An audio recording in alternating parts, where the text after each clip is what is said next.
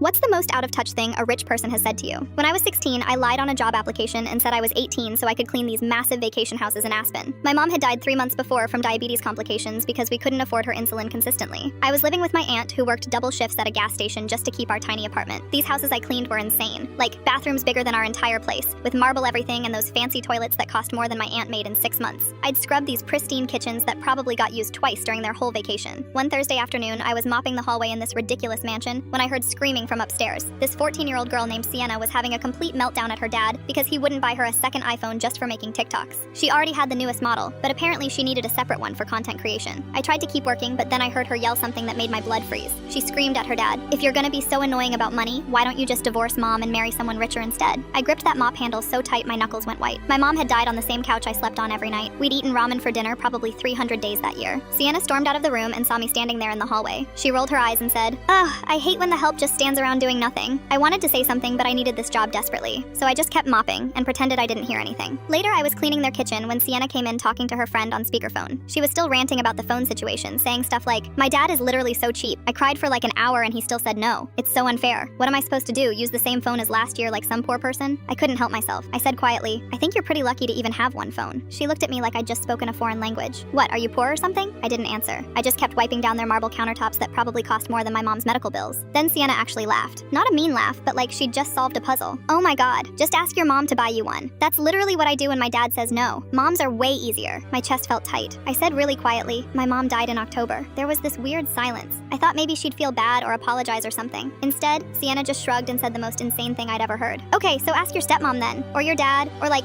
get a new mom. You're old enough to make your own decisions about stuff like that." I literally couldn't move. She said it so casually like she was suggesting I pick up milk from the store. Get a new mom. Like moms were just something you could order online when yours broke. I stood there holding this expensive cleaning spray, trying not to cry, when her dad walked into the kitchen. Sienna immediately started this whole dramatic story about how I was being weird and talking back, and how I made her feel unsafe by mentioning death. Her dad didn't even ask for my side. He just told me to pack up my stuff and leave immediately. No final paycheck, nothing. I grabbed my cleaning supplies and left through the back door like I was some kind of criminal. I thought that was it. I'd lost the only decent paying job I could get, and my aunt was gonna be so disappointed. We were already behind on rent. But 2 weeks later, I got this random phone call. It was from Mrs. Foster, the woman who lived next door to Sienna's family. Apparently, I'd left behind a cleaning rag, and she'd been watching me work every week through her window. She said she'd never seen someone work as hard as I did. She offered me a job cleaning her house twice a week. But here's the crazy part. She wanted to pay me double what the other family had been paying. She told me she'd been a single mom once too, and she knew what it was like to need every dollar. Mrs. Foster became like a second mom to me. She helped me apply for scholarships, taught me how to budget, and even let me use her address when I applied to colleges so I could get into a better school district.